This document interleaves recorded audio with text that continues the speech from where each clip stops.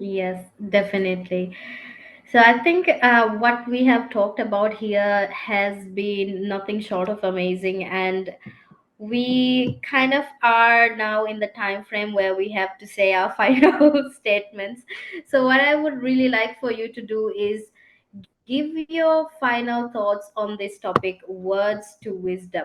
So now we have talked about coaching, we have talked about it in the corporate culture, we have talked about it in relationships, and we have also discussed the metrics that we're going to use, why it's so important to use affirmations and to be kind. So just overall, what is your thought on how we can change each and every word that we use into a word of advice or a word of wisdom, something that leaves an amazing or impactful, thoughtful, like at least thought provoking? We need to make our words thought provoking at least. So what would you do, and give your, just share us something about this topic today. So my final statement here is what I started with. It's the words have power. Also, like words, what would be I say a sword. You can kill someone with that sword, or you can uplift and like elevate someone that with that word as well. So you have to be very consciously aware about those words that comes out of your mouth. As a final example, final story, let me share this story with you. So there was this parent. This child was always angry, and it's like a 13, 14-year-old child who was always angry, who was hitting people. And so the father wanted to teach this child a lesson. And what he did was he saw up, like there was a fence, like basically the congratulated sheets, the tin sheets, they have the fence. So what he did was he got a bucket of nails and a hammer. And the father asked this child, okay, can you put like a nail into this sheet? And so the child, like that kid would be very curious to do it, isn't it? And he did it. Then the father, like after the first day's experience, the father asked him, how did you feel? Because you are putting in the nails. And he said, it's amazing, like I enjoyed the journey. So what the dad did was he asked the child, whenever you get upset, whenever you want to say something bad, whenever you feel that you are not happy, just take one nail and put it in there and hit it. So this child was doing this one for quite some time, and finally the nail basket is over.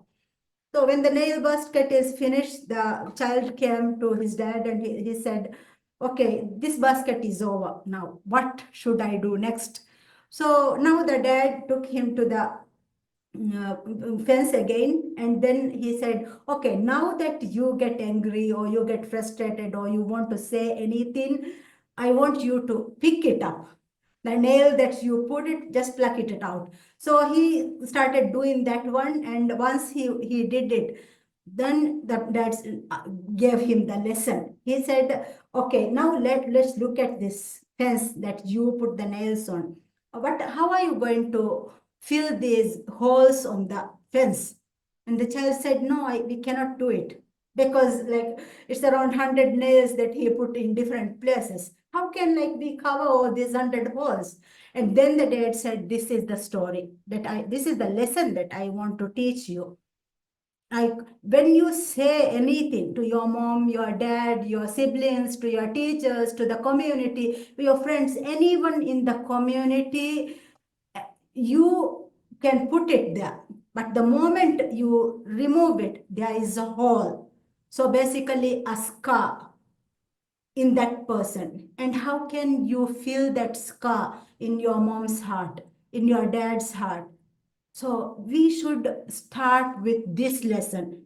Each and every parent in our community, each and every leader in our community, each and every responsible person in our community, each and every teacher in our community should start with this frame of reference, that whatever I say, it's gone, it would hurt somebody or it would elevate. So I should be conscious. And then the example I gave earlier, where we are on this road, at the end of the road, we have the heaven.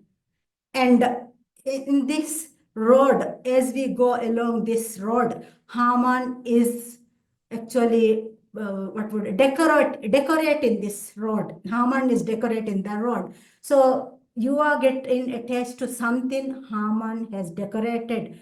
So, and you forget about your destination.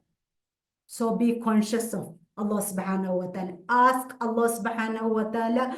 And one dua that we can use continuously in this Ramadan is Ya muqallib al-qulub sabbit qalbi ala dinika. O turner of the hearts, make my heart firmly on your deen. And if you continuously ask Allah subhanahu wa ta'ala to make us steadfast on his deen, our words would be on the, like, our words only would come out for the right reasons.